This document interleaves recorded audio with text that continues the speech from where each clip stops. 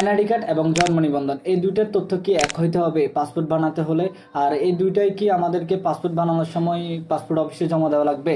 এটি হয়তো অনেকের মনের প্রশ্ন থাকে। তো এই প্রশ্নটির উত্তর হচ্ছে যে আমরা যদি পাসপোর্ট বানাতে চাই অবশ্যই আমাদের জন্ম নিবন্ধন এবং এনআইডি কার্ড লাগবে, এবং এই দুইটার তথ্য যেন সেম হয়। দুইটার তথ্য এক হলে আপনার সেই তথ্য অনুযায়ী আপনার পাসপোর্ট হবে, ঠিক আছে?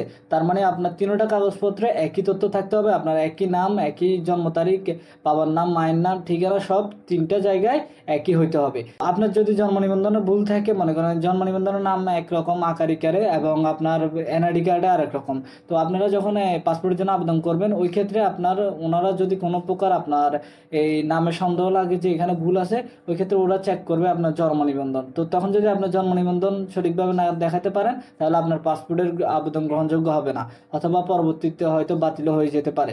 তাই পাসপোর্ট বানাতে হলে অবশ্যই আপনার জন্ম নিবন্ধন এবং এনআইডি কার্ডের তথ্য দুইটাই এক করে নিতে হবে, এবং দুইটাই প্রয়োজন হতে পারে।